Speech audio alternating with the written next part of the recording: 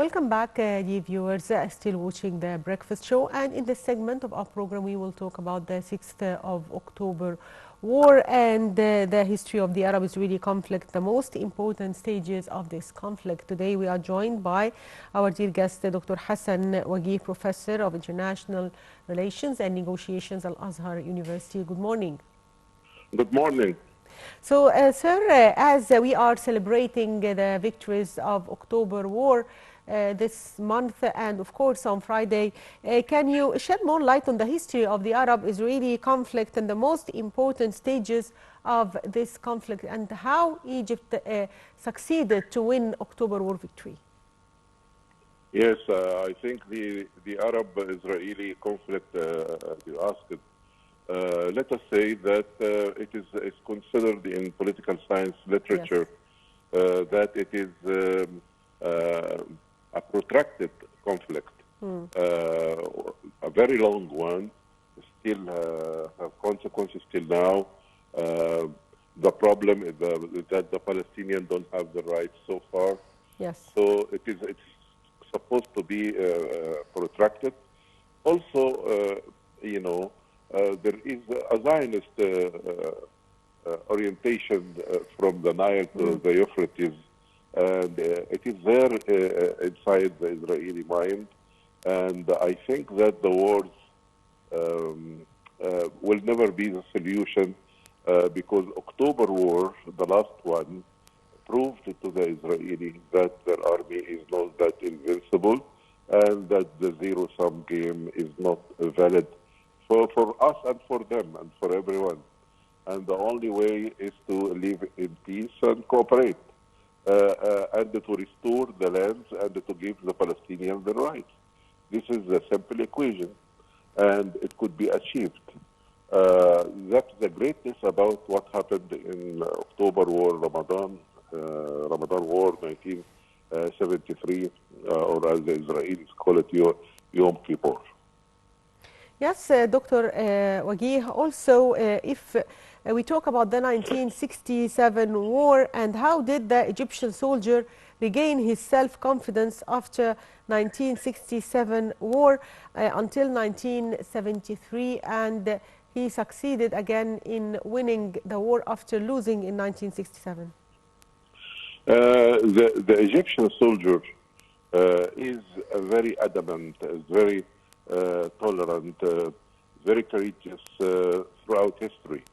I remind the audience that even in the World War II, when all forces came here in Cairo, because in Europe there was a volcano and destruction, so all the leaders came here to meet in Mina House, the celebrated the very famous hotel, and they gathered all the leaders, Churchill, Montgomery, and the rest of them. They decided to have the final showdown with Hitler in Al Alamein. And they tried to forge a name for all this international army. So they called it the Army of the Nile. So the army, why did they choose that? They are foreigners and they are not Egyptians, so they are not biased here. So they launched the term the Army of the Nile because it is known that the Army of the Nile is throughout history, in the final analysis, a victorious army. So they wanted to have a good omen by calling all these forces the Egyptian army, the Army of the Nile for the entire international army that was confronting Nazism. So this is part of my description of who is the Egyptian soldier. And in 1976, not in 1973, in Ras Al Ash, after Moshe Dayan went to the Israeli students in the universities, and he told them, we have extended our borders from Al-Qantara in Egypt and Al-Qunaitara in Syria. You, our new generation, are supposed to expand these borders. Here, it was only 1st of July. It means that, Moshe Dayan said 50 years we will live in peace till Egyptians come back to their arms. This made a challenging statement that 50 years will be there. On the 1st of July, the Egyptian soldier defeated the Israelis twice when they tried to go to Ras al-Ash to occupy Port Fouad on the east of the canal, the rest of Sinai. And they failed, and that was a great victory in a very tough time. That was the Egyptian soldier. You know, what happened in 1967 was a problem in management by top leaders, but after that, we learned the lesson. We exerted the great effort and determination to restore our land, and we did that successfully in 2 wars, actually. Starting from Ras al-Ash, there was a war of attrition, and that really showed to the world our seriousness in regaining and liberating our land and reconsidering dignity. In 1973, that was a great victory.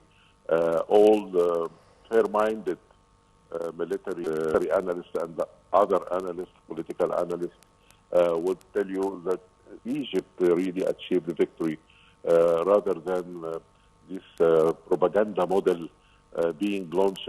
The propaganda model here is a Western and Israeli propaganda model to mention something different from what happened in October War, claiming that the Israeli had what they called it the counter victory, and this is hocus pocus. This is not true at all, because when they, as General Gamasi said, wars have many battles. If we have like over 70 battles in October War, yes, there was a gap between the Egyptian Third Army and the Second Army, and the American reconnaissance plane spotted that, so they guided the Israeli to go there. But for the circumstances of the war, Syria suffered a great attack, so Sadat ordered the forces west of the canal to cross and to develop the attack so as Damascus will not fall. And really that was not a victorious move, but it was a very brotherly, very honorable move on the part of President Sadat not to leave an Arab capital to fall. So in that point, yes, they made some kind of bridge, and they went with 3 divisions behind the Third Army. But what happened? They were surrounded. Listen to what Dayan said to Sharon. When Sharon said, I beseech the Third Egyptian Army, and Dayan asked him back, answered him back by saying, you encircled them and the enemy encircled you, and there was a great tension, and that was called a pocket, a television show, a bridge that is turned out to be a corridor, a flimsy pocket. All these are names I'm not describing. These are description by military experts and analysts who said, yes, the Israeli called it the counter victory, but actual fair-minded, objective analysts said it's a flimsy pocket. They called it the evaporized 3 division of the Israeli army. Sadat said they are my prisoner of war, and Kissinger came to Sadat and said the United States know what happened and you can annihilate the pocket, but if you do, the Pentagon will strike at you. This is Kissinger answered back that yes, the United States is so committed to come to a peaceful settlement to this problem, and they gave Sadat a really formal promise, and actually they fulfilled it.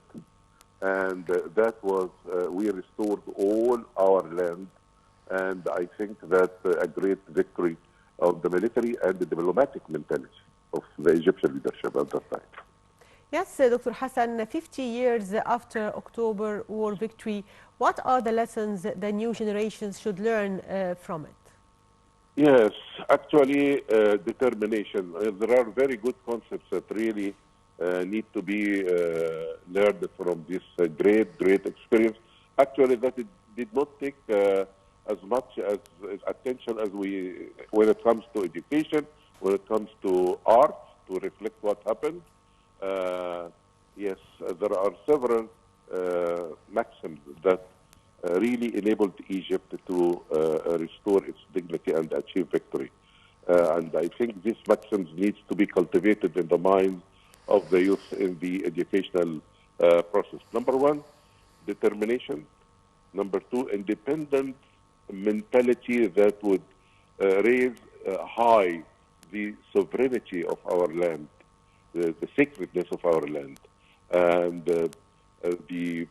this number one, determination, training. We have trained in a very tough way to restore our land. You have to have this in all the, even to cross the gulf, the great gap in economy, in education, anything. Determination, taking your rights back, having a win-win mentality, so as it's not a matter of zero-sum game. Zero-sum game will never pay any person. And unfortunately, it is spreading all over the world, and we can see it in the war in Ukraine and stuff like that. I think that these are good for the entire world to learn. It's not only for the Egyptian youth, yes. The win-win mentality is very important. Giving my right, and I give you what you think is your right. If it is agreed upon, you have to have a great effort to reach your objective. Coordination. The war should tell people how the coordination between the Egyptian people and the Egyptian army as one entity, and they will remain to be as one, because it is the army, our Egyptian army is the army of the people. So I think this is very important to keep and to nourish. So this unity, stability, taking your rights, working very hard, trying to achieve your goals, I think this is a very important lesson to be drawn from October War. Yes, Dr. Hassan, if we talk about Sinai and how would the development projects being carried out help in the fight against terrorism in this area? Yes, we will never forget that Sinai witnessed several wars. It's not only October War was the last. Yes, we had a big war called the Fighting Terrorism War, and Egypt took the burden on Egypt's shoulder to eradicate the terrorism from Sinai. But you know that there are some malicious circles try to nourish this terrorism. But Egypt eventually succeeded in that, and the final success and the everlasting success will be achieved when we do projects in Sinai, as we can witness, and enhance the existence of the Egyptian people to use the fortunes existing in Sinai. So, sir, also, how did the war end, and what was the role of the United States in the ceasefire? Yeah, actually, one has to say that the United States' role in the ceasefire and in having a final peace also, or a real win-win approach.